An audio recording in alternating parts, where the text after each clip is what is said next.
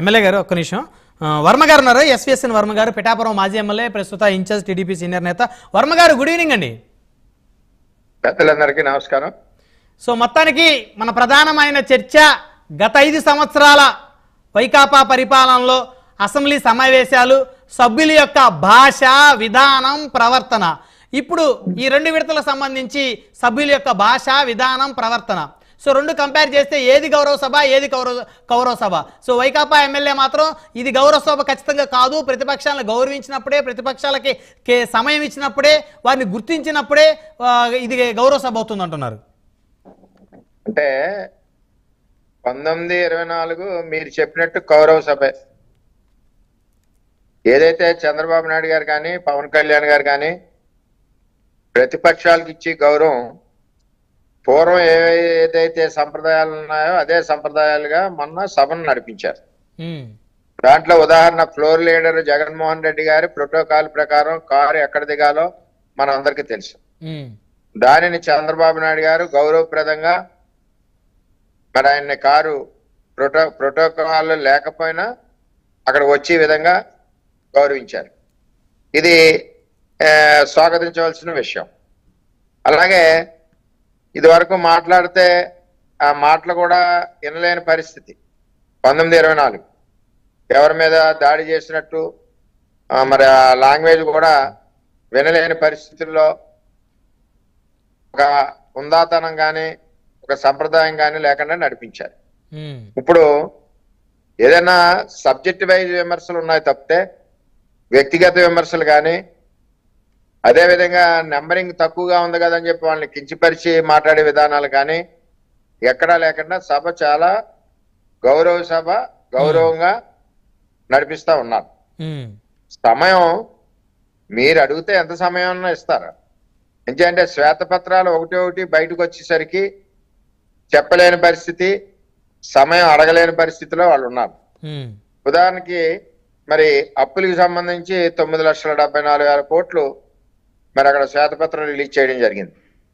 అలాగే సంవత్సరానికి దగ్గర లేదంటే 71,800 కోట్ల రూపాయలు వడ్డీలు కట్టే పరిస్థితి. ఇవన్నీ ఒకసారి ప్రజలకి సభ ద్వారా తెలియజేయడం. ఈ రాష్ట్రం ఏ పరిస్థితుల్లో జగన్మోహన్ రెడ్డి గారు చెప్పారు, ఏ పరిస్థితుల్లో ఈ రాష్ట్రం ఉంది పురోగతికి, దీన్ని ఏ విధంగా పరుగులు పెట్టించాలి, ఇప్పుడు వచ్చిన కూటమి ప్రభుత్వం అది ప్రజలకు అర్థం అవ్వాలనే విధంగా ప్రతి డిపార్ట్మెంట్ కి సంబంధించిన మరి విధి విధానాలు కానీ, ఆర్థిక సంబంధమైన విషయాలు కానీ అన్ని కూడా చంద్రబాబు నాయుడు గారు బయట పెట్టడం జరిగింది, ప్రజలకు కూడా తెలియజేయడం జరిగింది. ఏది ఏమైనా జగన్మోహన్ రెడ్డి గారు కూడా సభకు వచ్చి ఆయన కూడా డిస్కస్ చేసి మరి ఆయన్ని నమ్ముకున్న ప్రజలు మరి ఈ రాష్ట్రంలో ఏదైనా మంచి సలహాలు ఇచ్చి, అంటే రాష్ట్రం కూడా అధికారంలోకి వచ్చి 40 రోజులు, 45 రోజులు, దగ్గర 50 రోజుల్లో వెంటనే కూడా అన్ని మారిపోవాలంటే అన్ని మారిపోవు. అన్ని రకాల ఆఫీసర్స్, హెచ్ఓడీలు కింద లెవెల్ వరకు కూడా సెటప్ మారుతా ఉంది.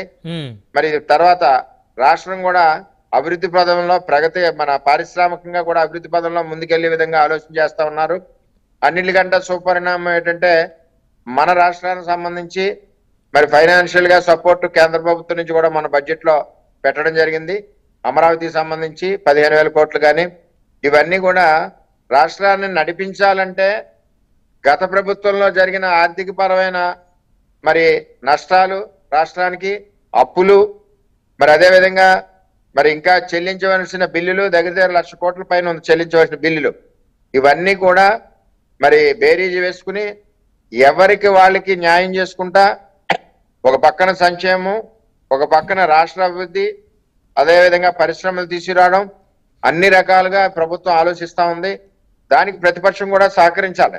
ఎక్కడికెక్కడ వచ్చిన మరుసటి రోజు నుంచే విమర్శ కాదు, ఎక్కడైనా అభివృద్ధిలో ఉందంటే అభివృద్ధిలో ఈ విధంగా వెళ్ళండి ఇంకా మంచి వస్తుంది, లేకపోతే ఈ విధంగా పొదుపు చేయండి, రాష్ట్రానికి ఇంకా లాభం వస్తుందని చెప్పి సద్ది విమర్శలు చేయాలి.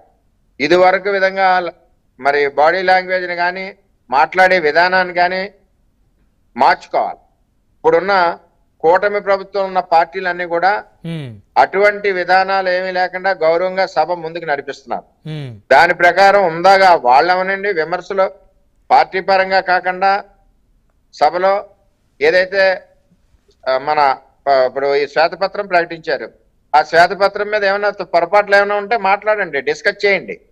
ఆ విధంగా మీరు మనం అభివృద్ధి పదంలో రాష్ట్రాన్ని తీసుకెళ్లాలి తప్పితే మనం డిస్కస్ చేయకుండా సభకు రాకుండా ఎక్కడో మీటింగ్ పెట్టి మీ సొంత పనులు ఇబ్బందిగా ఉండడం, సభకు రావడం వల్ల సొంత పనులు ఇబ్బంది అవుతాయి. కాబట్టి మీరు సభను దూరం పెట్టడం వల్ల ప్రజలకు ఇంకా దూరం అవుతారు తప్పితే మీరు దగ్గర ఎవరు. ఏదేమైనా కూటమి ప్రభుత్వం స్వాగతిస్తుంది ప్రతిపక్షాన్ని. మీరు ఇచ్చిన సలహాలు కానీ మీరు ఇచ్చిన డైరెక్షన్లు కానీ అవి మంచివైతే ఎట్టి పరిస్థితుల్లోనే ఇంప్లిమెంట్ చేయడానికి ప్రభుత్వం సిద్ధంగా ఉంటుంది. ఆ విధంగా వెళ్తే సభ గౌరవం పెరుగుద్ది, మీ గౌరవం కూడా పెరుగుద్ది. ఇప్పుడు గౌరవ సభగా కూటమి నాయకులు చంద్రబాబు నాయుడు గారు, పవన్ కళ్యాణ్ గారు ముందు తీసుకెళ్తున్నారని చెప్పి తెలియజేస్తారు. ఎమ్మెల్యే గారు వర్మ గారిని ఏదో అడగాలనుకుంటున్నారు, చెప్పండి.